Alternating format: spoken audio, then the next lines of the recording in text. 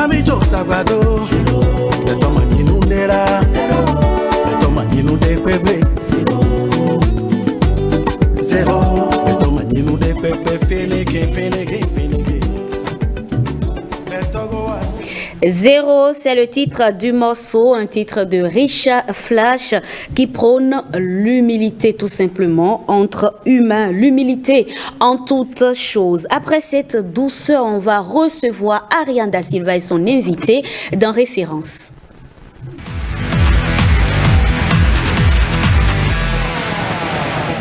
Ariane Da Silva, bonjour. Bonjour, mesdames et messieurs, bonjour. Comment tu vas? Ça va bien.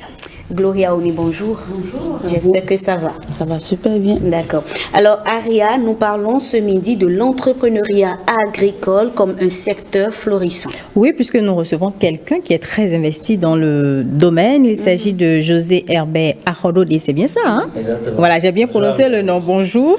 Alors, il est ingénieur agronome, socio-économiste, spécialisé en accès inclusif au financement agricole. Il est diplômé de 2 masters en agronomie et en microfinance. Il est auteur de plusieurs ouvrages sur l'engagement citoyen et l'entrepreneuriat des jeunes. Il s'est lancé en 2018 en cofondant une entreprise de consulting agricole spécialisée dans l'appui aux acteurs agricoles et agroalimentaires. Il gère aussi une boutique en ligne pour l'approvisionnement en produits agricoles. Franchement, il est en plein. Il est multifonction, quoi. Il fait tout finalement.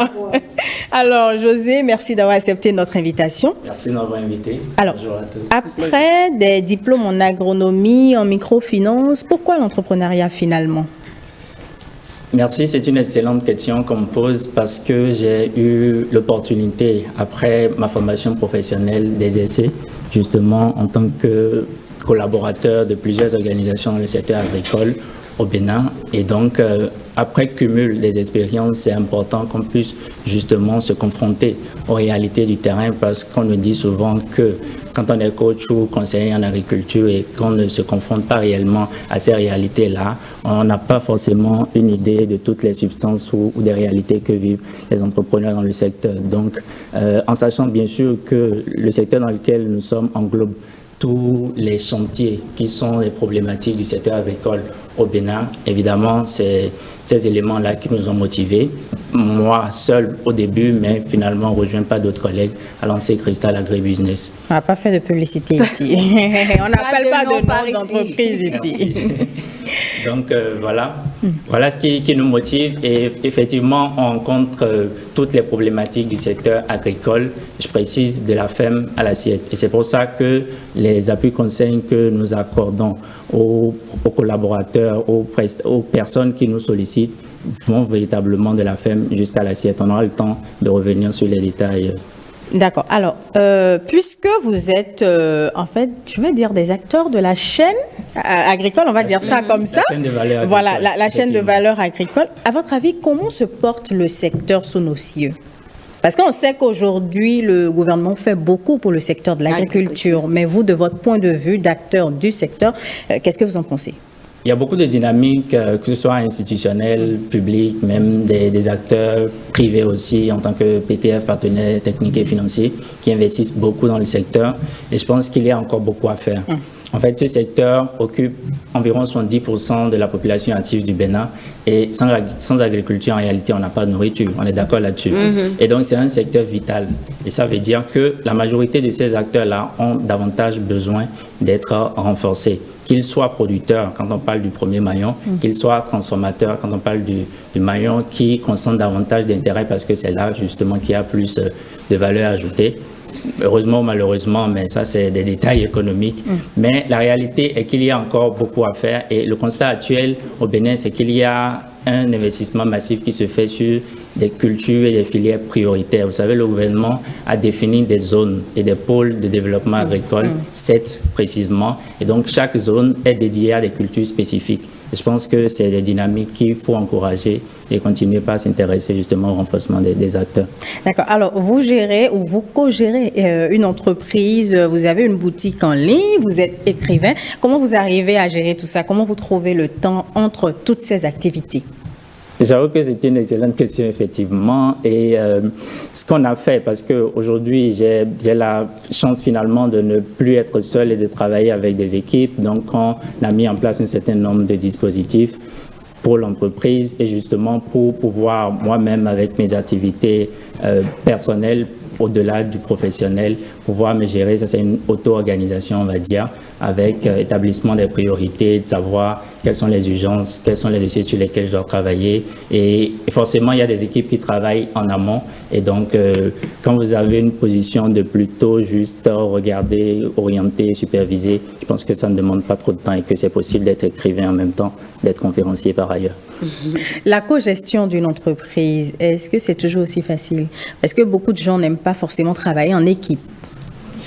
Effectivement, et ça fait partie des réalités dans toute société humaine. Du moment que vous avez deux humains en présence, c'est clair qu'il y a un risque de conflit, c'est-à-dire que des problèmes interpersonnels peuvent subvenir, c'est évident. Encore que s'il y a un intérêt économique en commun, ça complique davantage les choses, ça fait deux problèmes que vous devez gérer. Et donc, effectivement, on arrive.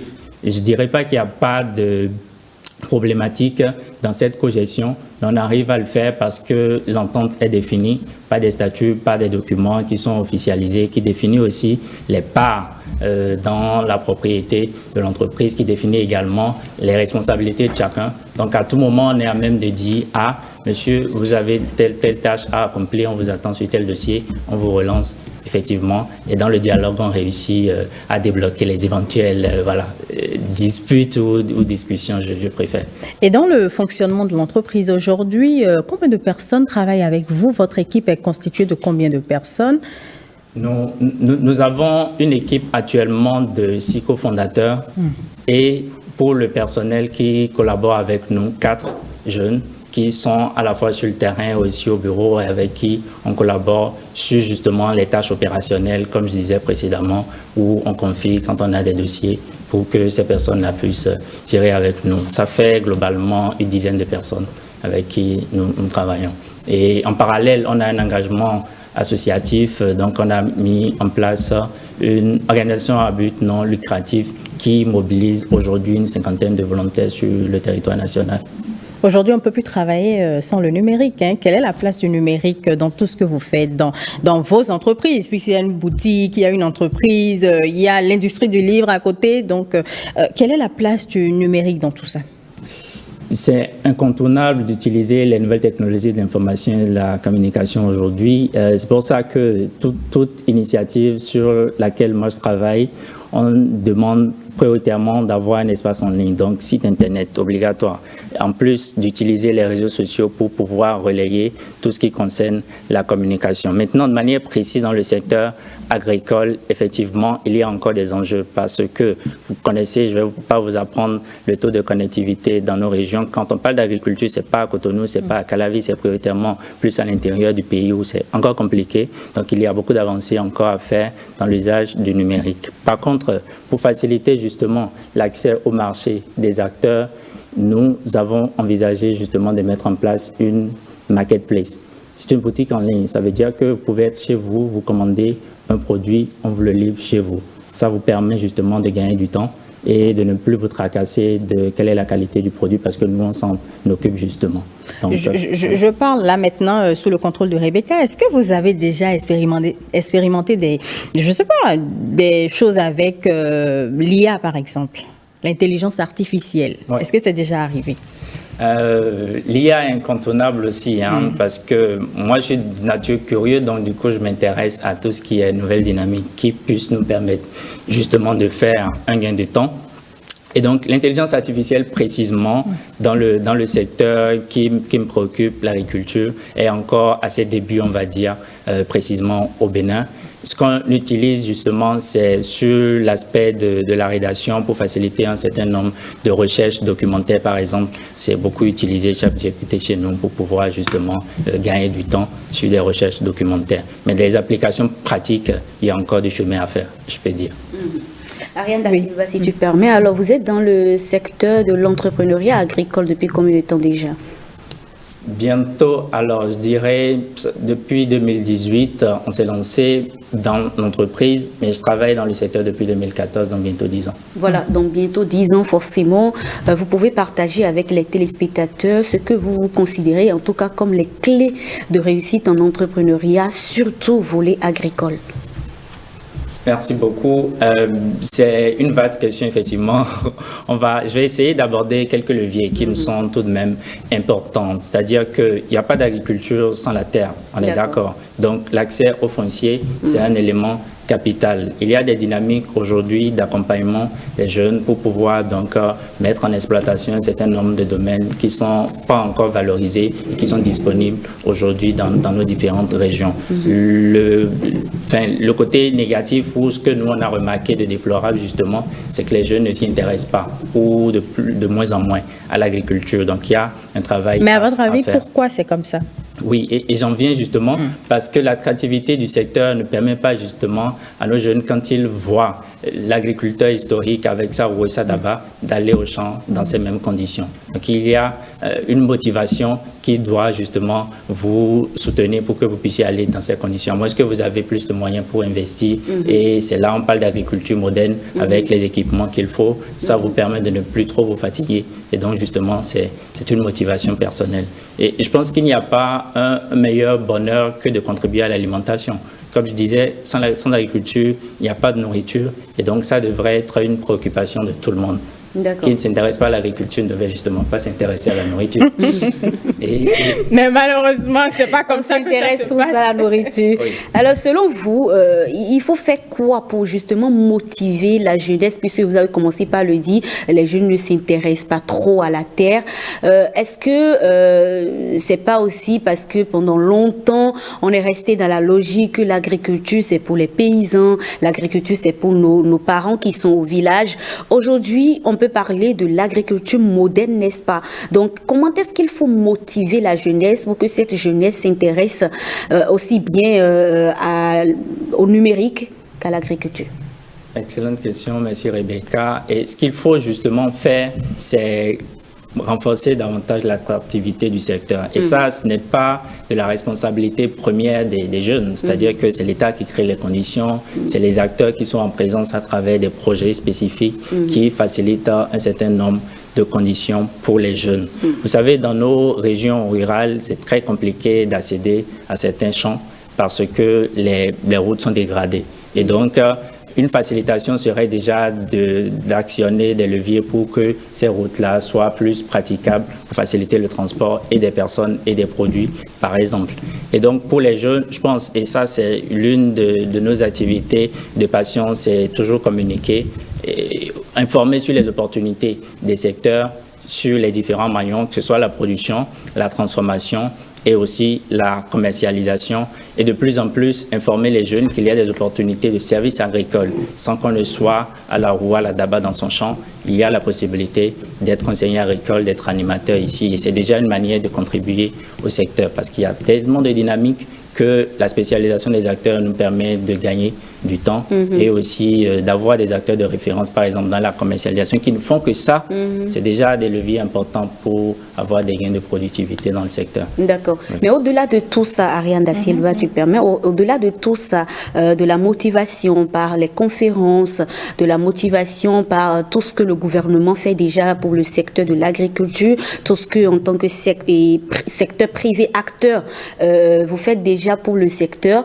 Est-ce qu'au-delà de tout ça, il ne faut pas partir des exemples concrets pour montrer à la jeune génération que on peut réussir tout en étant dans le milieu de l'agriculture et prendre des exemples concrets, partir des exemples concrets aussi bien au plan national qu'au plan international, montrer que telle personne a démarré par l'agriculture aujourd'hui réellement innove dans ce domaine et émerge.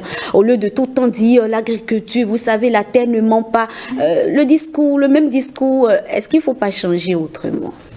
Changer le discours, effectivement, c'est réel, mais ça ne va pas nous empêcher de produire. On est d'accord. Donc, montrer les exemples de réussite, ça permet de motiver.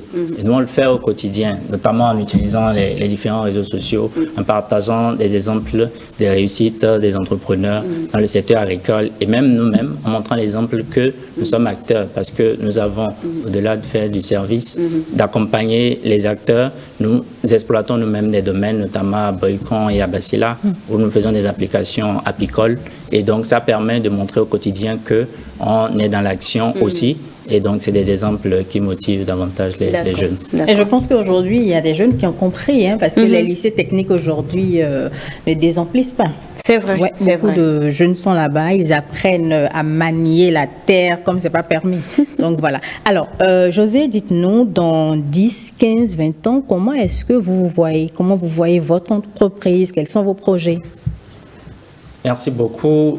L'entreprise aujourd'hui est dans une phase de pouvoir conquérir de nouveaux marchés, de multiplier ses partenariats et donc je pense que dans 10 ans, on va continuer dans cette dynamique en ayant eu le temps d'acquérir assez d'expérience justement pour être, comme on l'ambitionne, un acteur de référence dans le secteur agricole au Bénin, mais aussi ouvrir, parce qu'aujourd'hui on est dans un monde ouvert et connecté, ouvrir des potentialités, des opportunités au-delà du Bénin, dans d'autres contrées en Afrique où on a déjà des partenaires et aussi en Europe évidemment. Merci beaucoup. Rappelons que vous êtes aussi un acteur de la société civile, vous militez beaucoup, vous avez une vie sociale en gros. C'est important d'avoir une vie sociale quand on est entrepreneur?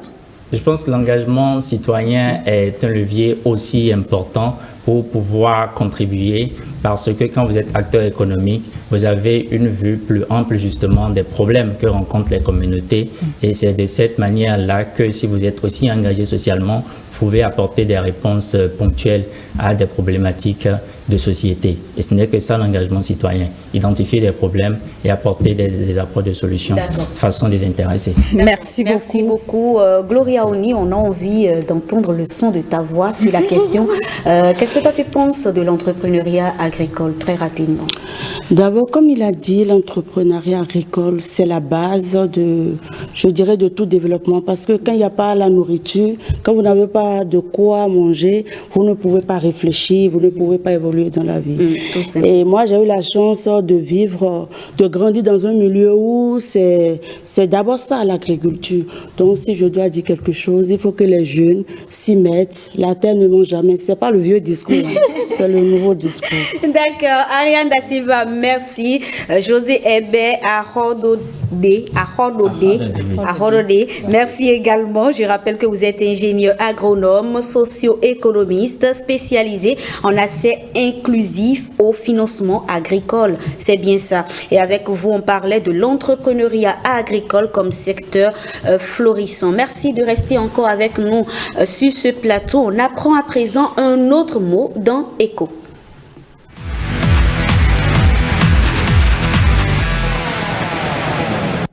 Ariane Da Silva, on est toujours avec toi pour mieux comprendre le thème, la bourse des valeurs. Oui, et pour comprendre